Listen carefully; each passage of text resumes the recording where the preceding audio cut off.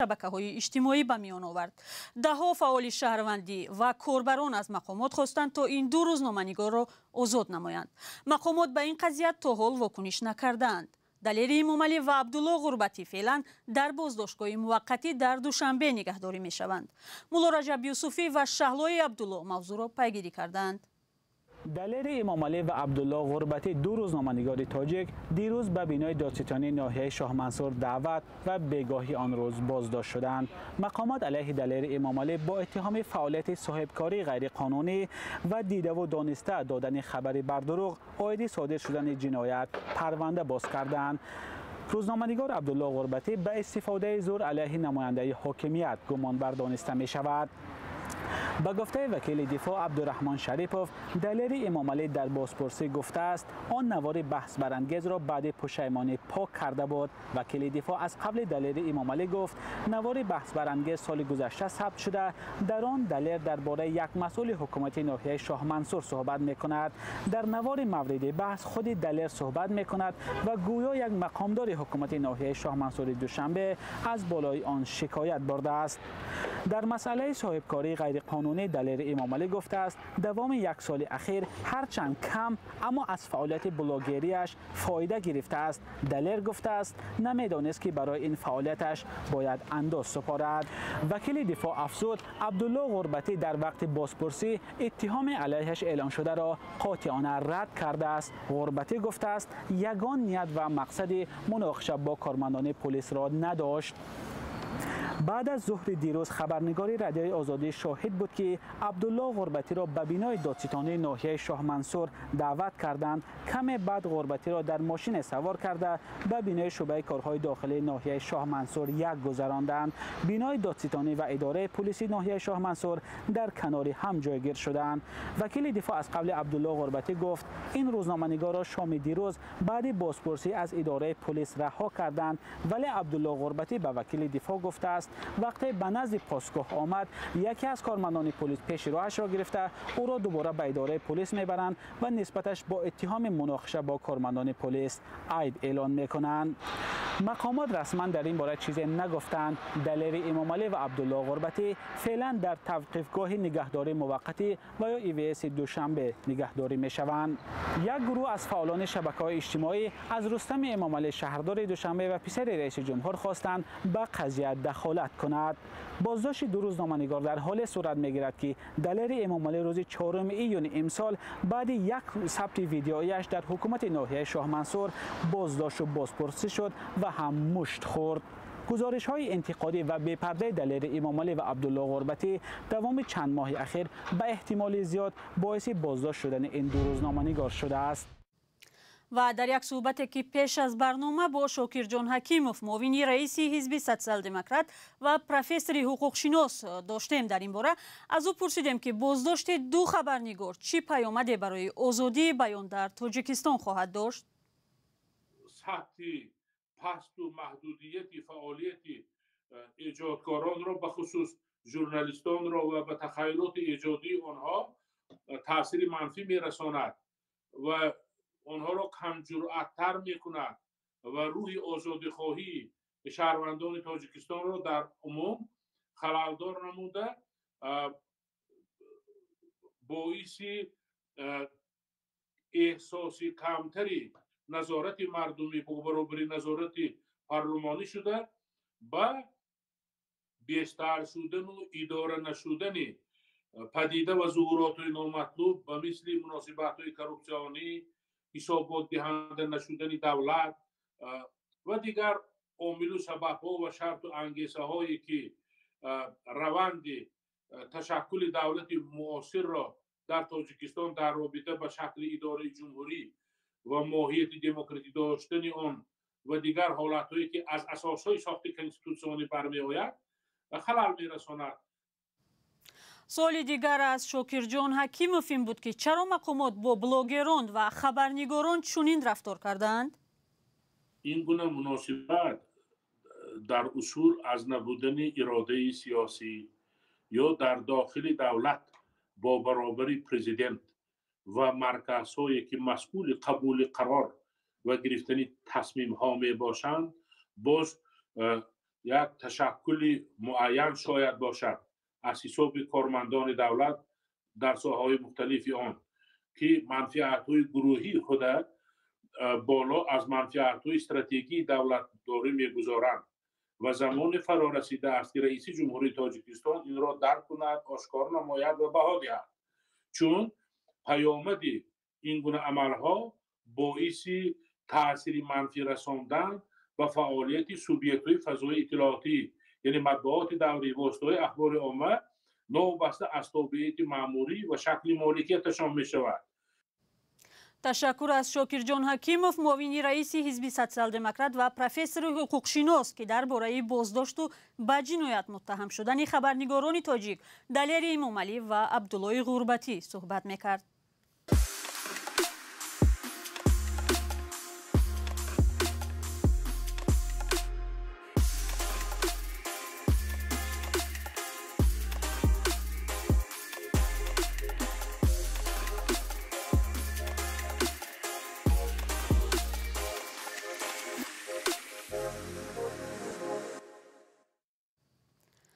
برنامه را با گزارش‌های دیگر ادامه می‌دهیم.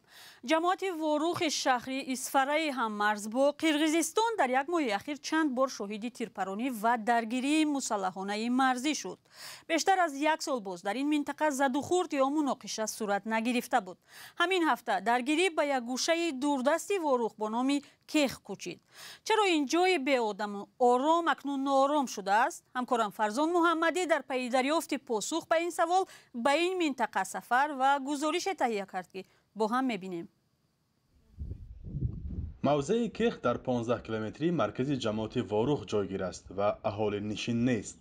اینجا تاجیکستان و قرقیزستان تنها پاستگاه‌های مرزی دارند. ساکنان میگویند هنگام مناقشه‌های مسلحانه اخیر صدای تیر و توپ را نشنیدند، ولی از حرکت‌های نظامیان نگران شدند. خودتون درش ترقص کنن دلتون بمیزو میشد. با موندست که تریتوری خودتون تیرپرانی شود اگر شما بمیزو نمیشن البته دلتون پریشون خو میره. جنگ میکنه یک دو تا آدم میکشونه سونی با یک ما دو ما دام میگیرن. همه هم با امید بچه کلو میکنه دو یک جنگ بس کنن دیگه. ساکنان میگن در یک ماه اخیر حداقل 3 بار شاهد جنگ در این منطقه شدند. در گذشته باشندگان اینجا که کیخ را سرزمین تاجیکستان میدانند به اینجا اساساً چاروای خود را میبردند یا برای استراحت و زراعتکاری میرفتند. ولی میگن حمله مرزبانان کشور همسایه باعث به آن شده است که حالا چوپانها نیز به آن موضع مالهای خود را نبرند. آنها میگن کشور همسایه عمدن اینجا را به مکان درگیری تبدیل میدهد. طرف کیخ با همین قرقیزای از همین تریتوری بیرون آور پختن. نوشد قرقیزایی که همون تریتوری کیخانه پیش سواس زندگی میکرد و قرقیزو این تریتوری که جنگجو رو گپ کلوچه حیاتش بکارگیش نبود. واروخ بار آخر ماهای اپریل می سال 2021 شاهد تیرپرانی و مناقشه سختی مرزی گردیده بود.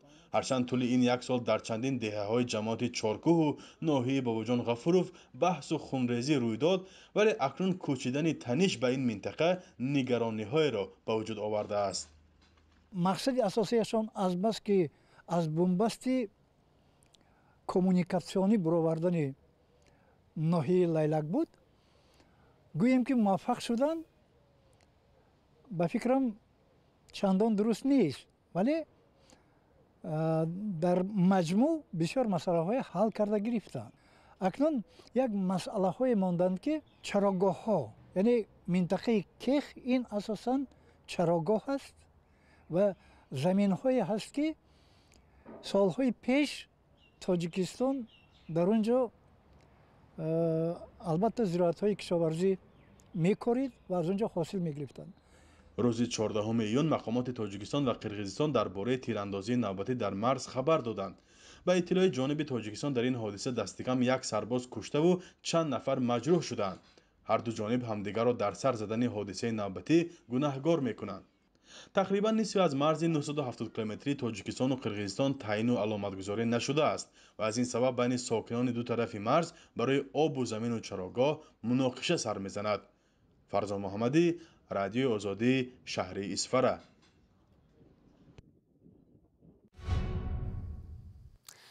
امروز در جهان چون روز قدردانی از مهاجران یاد شده است. مهاجران نانآوری اصلی اکثر خانواده ها در تاجیکستانند و اقتصاد کشور هم از پول همین قشر وابستگی زیاد دارد. پولی که مهاجران آن را با زحمت و سنگینی های زیاد به دست می آورند. همکاران ما در کوچه های دوشنبه از ساکنان پرسیدند که آیا زندگیشان از حساب خودی آنها پیش می رود یا از پول مهاجران؟ روز 16 ایون با یک تشبس سازمان ملل متحد روز قدردانی از مهاجران کاری در جهان است که به عائله‌های خود مبلغ می‌فرستند. در تاجیکستان نظام زندگی برای بسیار عائله‌ها اساسی و بنیادی شده است و وابستگی از پول‌های پدر و برادران مهاجرشان به ستون اقتصادی معیشی تبدیل شده است. سال 2021 مهاجران به تاجیکستان 1.8 میلیارد دلار پول فرستادند، ولی با وضع امروزه پیش بینی می شود که این پول امسال 2 برابر کم کرده شود. حالا می رویم از ساکنان میپرسیم که عائله آنها از کمک پولی مهاجران وابسته است یا نه. 100% اگر اونجا نروند ولی زندگیشان نمیگذارد. آخه همین درآمد 100% شرسیه. اگه اون شاید تاجیکستان نیست. 50% درآمد ما از حساب راسیه. آخه حاضر زندگی اولی هم میشد، دهقانی هم میشد. همین قدرن بچه ها پول میفرستند این سال کمتر شده است یا نه؟ نه رفتگی ده بچم ولی یک ماه نشده. نه راستی که من نفرستم. همش مهاجران همش در همون روسیه درآمد میبیاد. از تاجیکستان کار کمه. چقدر بگم ما زیرا دام یک ماه 2 ماه نه سوم کوی خیلی بگم که اکو زندگی مو ای ماسکو نیست. اینجا از کدام حساب پیش میبره؟ حسابی نمیخوام کار میکنیم. فروش مکتب کار میکنیم. خیلی یک ماه 2 ماه نه بچه کو کدر روی کیسته. پول‌هایی که مهاجران به تاجیکستان میفرستند 35-40% درآمد بودجه تاجیکستان رو تشکیل میکند.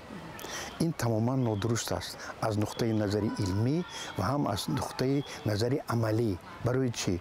برای آنکه اون پول‌هایی که می آید به تاجیکستان این همه این پول‌ها به بودجه نمی رود. این به هر یک عائله خاندان می رود و آنها چه که خواهند آن را استفاده می برند. کمیته حالت‌های فوق‌العاده تاجیکستان آماری غم‌انگیزی را نشر کرد که نشان می‌دهد از اول سال تا کنون در کشور 56 نفر و اکثرا نورسان و کودکان غرق و هلاک شدند. در آماری که خبرگزاری خاور نشر کرد آمده است از میان 56 نفر 30 کسی آنها حتی 16 ساله هم نبودند. در نتیجه بی احتیاطی به گفته مقامات 5 طفل 5 ساله هم در این مدت بنابر بی‌نظارتی والدان و خویشاوندان در آب افتاده جان دادند. شما برنامه اخباری آزادی را می‌دیدید. تشکر از همراهی بیننده عزیز. خبر و گزارش و ویدیوهای بیشتر را در وبسایت رادیوی آزادی و صفحه‌های ما در فیسبوک و اینستاگرام و توییتر یوتیوب پیگیری کنید. خدا نگهدارتان.